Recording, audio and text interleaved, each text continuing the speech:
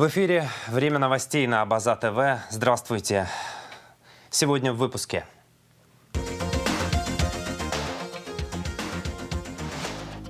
Абхазии нужен договор о мире. Президент Аслан Бжания встретился с сопредседателями международных женевских дискуссий по безопасности и стабильности в Закавказье. Амобайл подвел итоги работы за 2020 год. Эксклюзивное интервью Абаза ТВ коммерческого директора компании. «Абхазская гроза» в Волгограде. Спектакль в постановке режиссера Отгуракови открыл 32-й сезон в Государственном новом экспериментальном театре. Новость дня.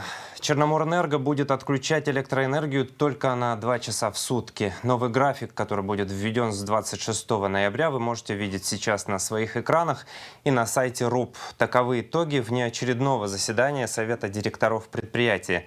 Сокращение времени отключения абонентов с 4 часов до 2 стало возможным в связи с осуществлением мероприятий по отключению криптоферм от электросети Республики Абхазия, говорится в сообщении пресс-службы Черноморэнерго. Работа по выявлению нелегальных потребителей электроэнергии будет продолжена. Производится мониторинг ранее отключенных мощностей на предмет повторного незаконного подключения.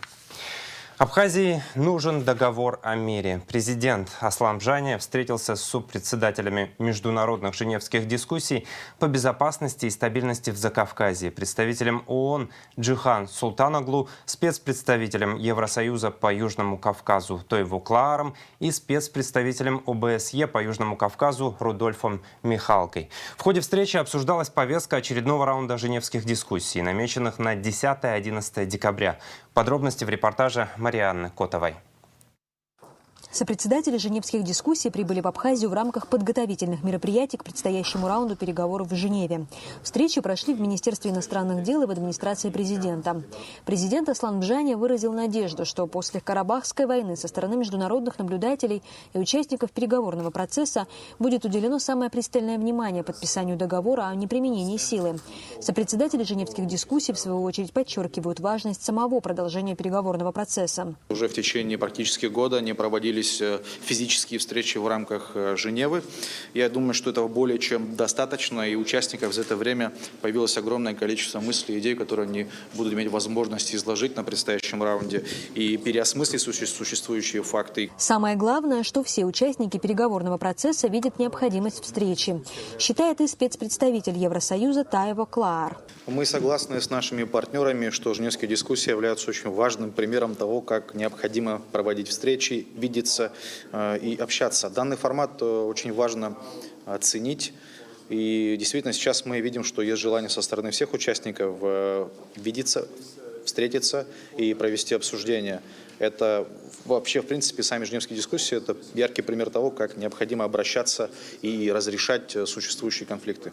Что касается пятисторонних встреч в Гале, то сопредседатели также надеются на их возобновление. Действительно, механизм по предотвращению и реагированию на инциденты является очень важным. И он, как компания МЖД, представляет огромное значение. И, по сути, это единственная возможность собирать в одном месте представителей или лиц, которые отвечают за вопросы безопасности, чтобы они проводили соответствующие обсуждения. И формат не проходил уже в течение 2,5 лет. И я очень рад, что вы этот вопрос задали, потому что для нас это представляет очень большое значение. И мы надеемся на его скорейшее возобновление. Очередной раунд дискуссий в Женеве планируется провести уже 10-11 декабря. Марианна Котова, Сосрыква Гухава, Абаза ТВ. Обсуждение повестки дня предстоящего 51-го раунда международных женевских дискуссий и актуальных вопросов региональной безопасности и стабильности в условиях сохраняющейся пандемии новой коронавирусной инфекции стала главной темой встречи заместителя министра иностранных дел Абхазии Ираклия Тушба с сопредседателями международных женевских дискуссий по безопасности и стабильности в Закавказье в рамках обсуждения вопроса эпидемиологической обстановки в республике в связи с распространением вируса. Ираклий Тушба охарактеризовал ситуацию в стране как стабильную и в очередной раз выразил благодарность международным организациям, оказывающим поддержку в борьбе с распространением новой коронавирусной инфекции на регулярной основе. В контексте обсуждения вопросов безопасности абхазская сторона выразила обеспокоенность в связи с продолжающимся процессом милитаризации Грузии. В частности, речь шла о проводимых учениях в формате Грузия-НАТО, о недавнем визите в акваторию Черного моря ракетного эсминца ВМС США Дональд Кук и ряда других обстоятельств, способных негативно отразиться на ситуации в регионе. На встрече внимание также было акцентировано на вопросах гуманитарного характера, связанных со свободой передвижения и других актуальных вопросах предстоящего раунда женевских дискуссий. Программа формирования общего социального и экономического пространства опубликована на сайте президента Абхазии. Документ включает в себя 45 пунктов мероприятий, которые должны быть выполнены в течение 3 лет. Программа затрагивает различные сферы жизнедеятельности. Это и двойное гражданство, и правовые акты, регулирующие привлечение российских инвестиций в Абхазию, и охрана и защита прав интеллектуальной собственности, и многое другое. В рамках программы с 2021 по 2023 годы должны быть реализованы положения договора между Россией и Абхазией о союзничестве и стратегическом партнерстве 2014 года. Так, до 2021-го Кабинет министров Абхазии и МИД России должны разработать и подписать соглашение между двумя странами об урегулировании вопросов двойного гражданства. Программа предусматривает и разработку, и подписание соглашения между правительствами стран об избежании двойного налогообложения. Документ затрагивает актуальный вопрос энергетики. До июня 2021-го правительство Абхазии совместно с российским Минэнерго, Минэкономразвития и Минюстом должны разработать и принять нормативные акты, регулирующие привлечение инвестиций российских электросетевых компаний в целях развития и модернизации электросетевой инфраструктуры и обеспечения энергобезопасности республики.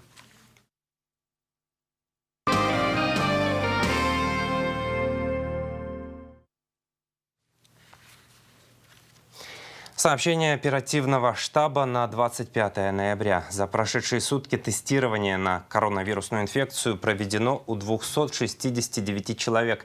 Диагноз COVID-19 подтвержден у 90 из них. На данный момент в Гудаутской ЦРБ находится на стационарном лечении 75 человек.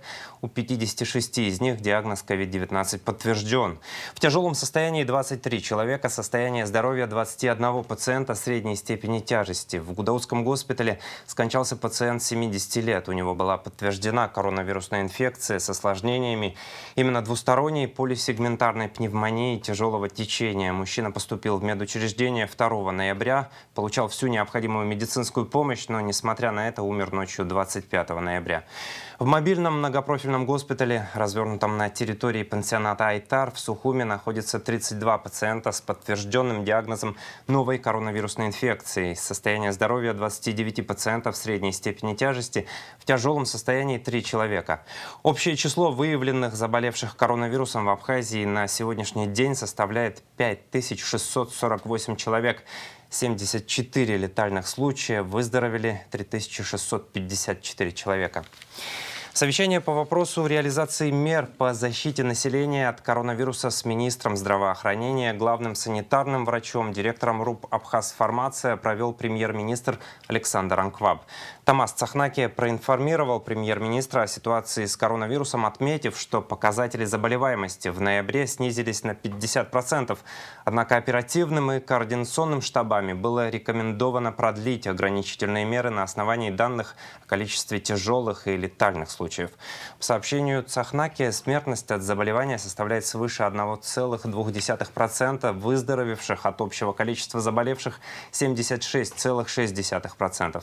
По мнению Минздрава и главного санитарного врача, продление ограничительных мер позволит медикам контролировать ситуацию с заболеваемостью, особенно на фоне угрозы возникновения микст-инфекций, к примеру, заражения вирусом гриппа и коронавируса одновременно.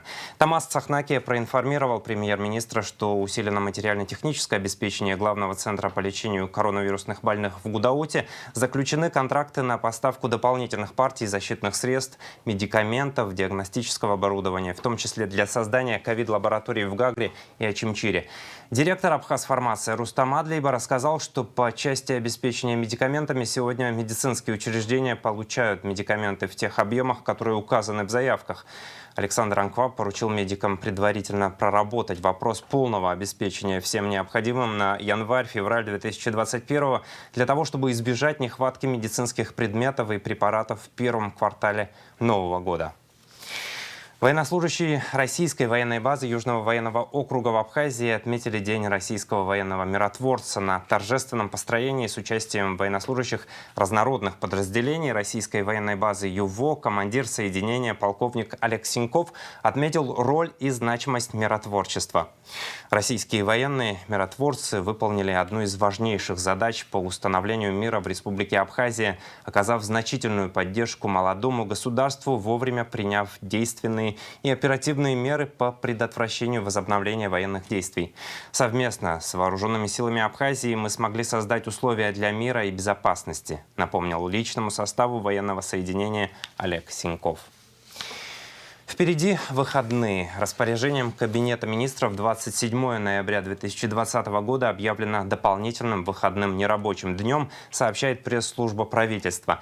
Решение принято в целях обеспечения дополнительных условий для проведения в учреждениях и организациях дезинфекционных мероприятий, направленных на профилактику распространения коронавирусной инфекции. Для эффективной реализации распоряжения президента республики от 24 ноября о мерах по защите здоровья населения от коронавирусной инфекции COVID-19.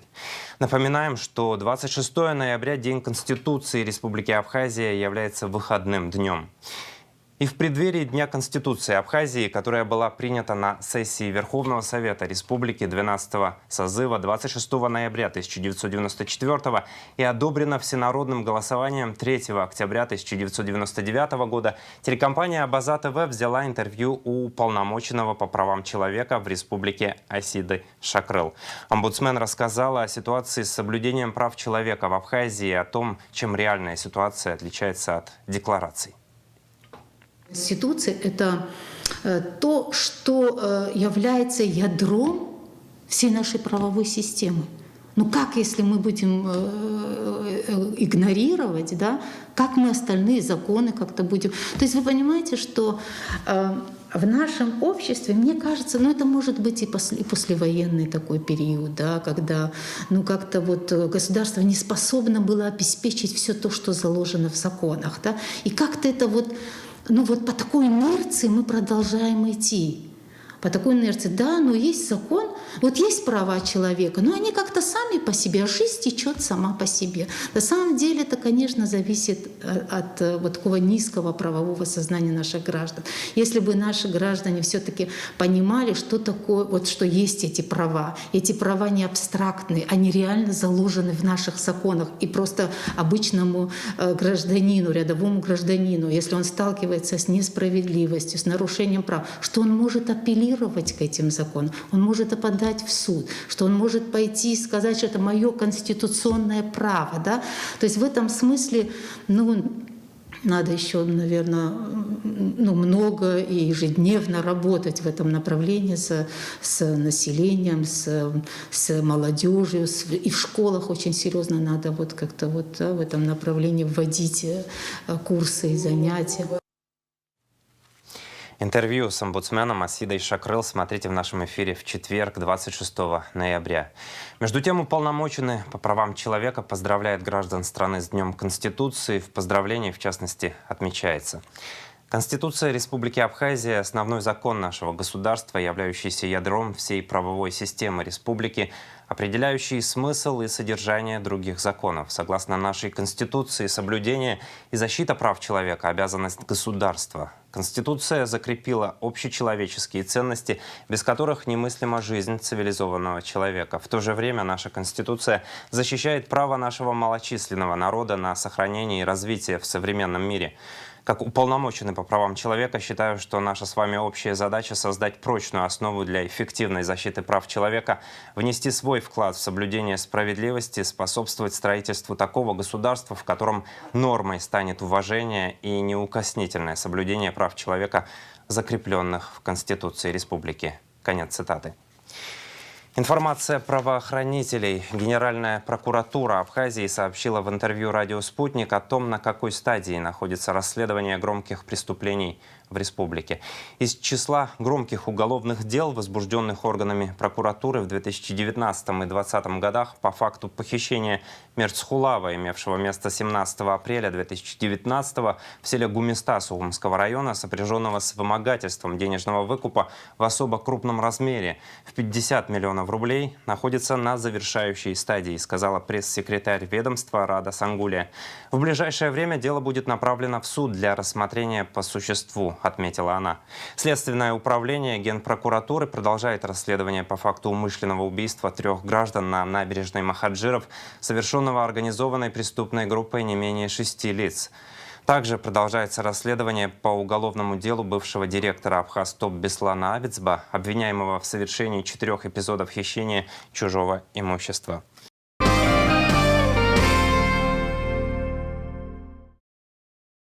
Экономика и сельское хозяйство. С середины сентября из Абхазии в Россию ввезено порядка 7 тысяч тонн фруктов. Это в 2 раза больше, чем за аналогичный период прошлого года. В сутки в среднем границу пересекает до 100 грузовых машин с сельхозпродукцией. Из Абхазии ввозится более 200 тонн цитрусовых. В связи с возросшей нагрузкой таможенный пост МАП «Адлер» работает в усиленном режиме, сообщает сайт Южного таможенного управления. Рекордный урожай мандаринов созрел в Гулрыбском районе, рассказал «Спутник» начальник сельхозуправления Гулрыбского района Рафик Григорян. В 2020 году в районе ожидается более 22 тысяч тонн цитрусовых. Таких показателей здесь не было за весь послевоенный период. Сейчас в Гулрыбском районе мандариновый сезон достиг своего пика, но, по словам начальника сельхозуправления, в этом году у крестьян возникли проблемы с реализацией своей продукции. Компания Амобайл подвела итоги работы за 2020 год. О них в расширенном интервью нашему телеканалу рассказал коммерческий директор компании Астамур Кутарба. О новых продуктах и приложениях, борьбе с COVID-19 и о том, стоит ли абонентам Амобайл готовиться к повышению цен на мобильную связь в 2021 в эксклюзивном интервью Абаза ТВ.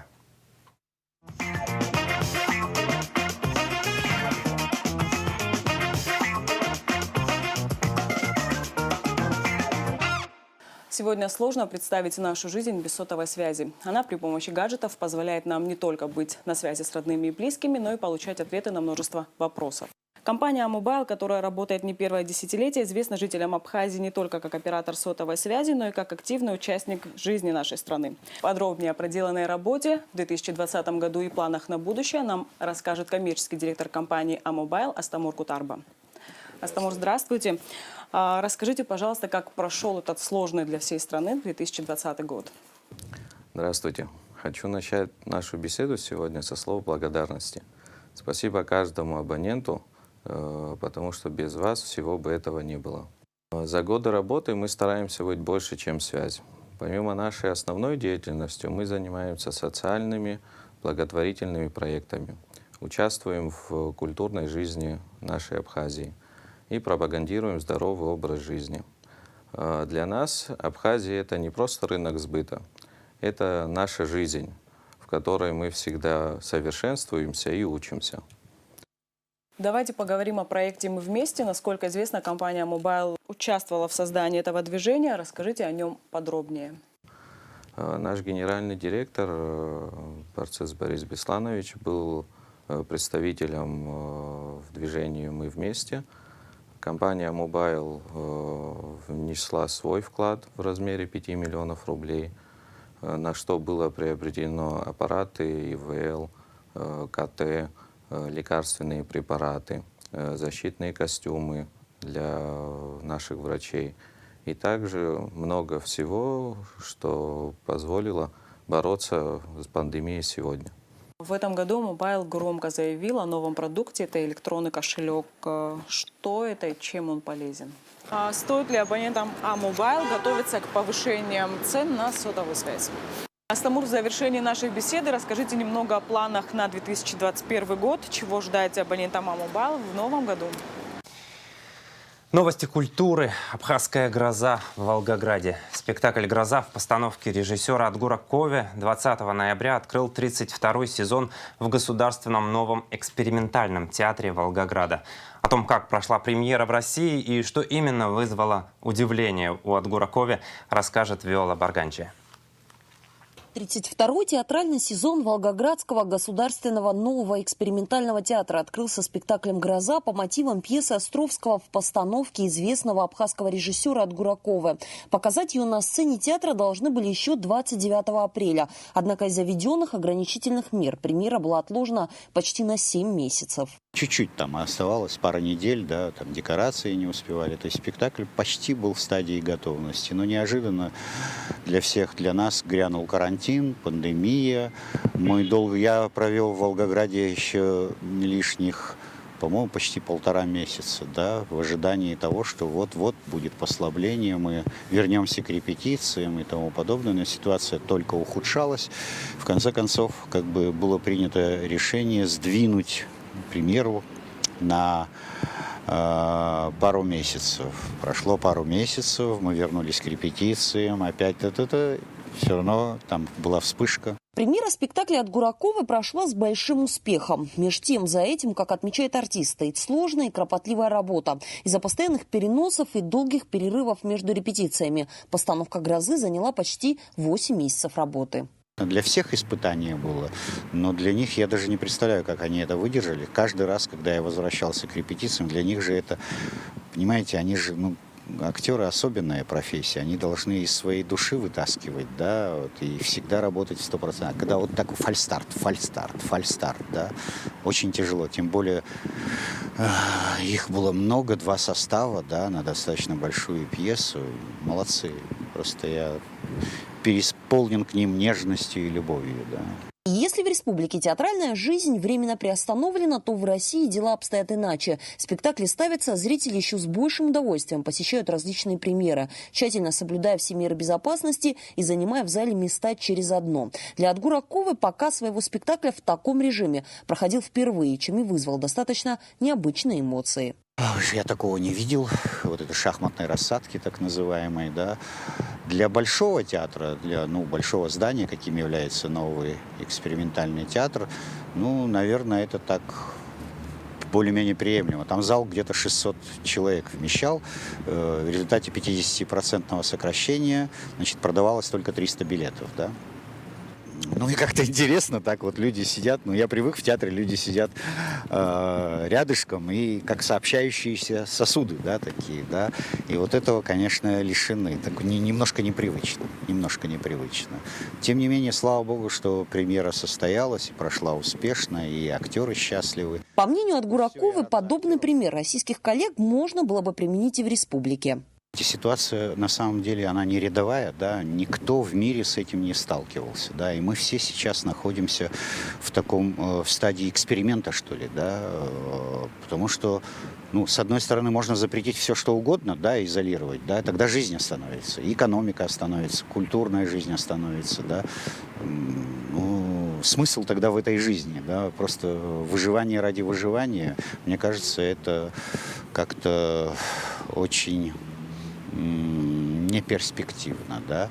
Поэтому надо находить некие выходы. Это возможный выход. Хоть для меня, как для театрального человека, понятие аншлага всегда связано с тем, что люди, сидят плечом друг к другу, да, и у них нет масок, да, они свободно общаются. Театр вообще свободное искусство для свободных людей. Но, к сожалению, в нынешние времена, наверное, на каком-то этапе этом, да, лучше уж так, чем совсем никак. Режиссер-постановщик Адгур Ковы на театральной сцене Волгограда уже не гость. Спектакль «Гроза» по счету 3-я и далеко не последняя работа артиста. Уже достигли договоренности о том, что я буду ставить весной, скорее всего, да, одновременно и в НЭТе, и в молодежном театре 2 спектакля. Это пьеса в молодежном театре, пьеса Михаила Афанасьевича Булгакова «Мертвые души» по поэме Гоголя. И в НЭТе это Бертольд Брехт «Трехгрошовая опера». Помимо этого, как поделился режиссер, в ближайшее время начнется работа и в Абхазском государственном театре. От Гурковой поставит спектакль «Дорогая помыла» по пьесе американского драматурга Джона Патрика. Виола Парганджа, Торник Амичба, Абаза-ТВ. Древняя чудотворная пицунская икона Божьей Матери, написанная иноком Георгием, в торжественной обстановке накануне подарена семьей Шакрыл храму святого Евстафия Псильского в Ткварчале. Теперь все желающие могут прийти в храм, помолиться и приложиться к новописанной иконе. В связи с графиком веерного отключения электроэнергии напоминаем нашим телезрителям, что повтор вечернего итогового выпуска новостей на Абаза-ТВ вы можете увидеть также в 22:30 этого же дня и в 8 часов утра следующего. Сейчас о погоде.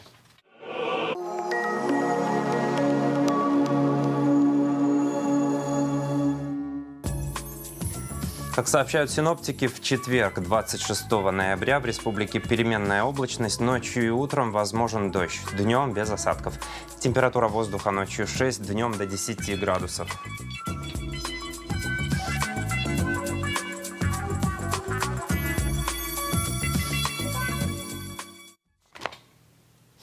На этом выпуск завершен. За развитием событий следите вместе с нами и на сайте abaza.tv. До встречи в эфире.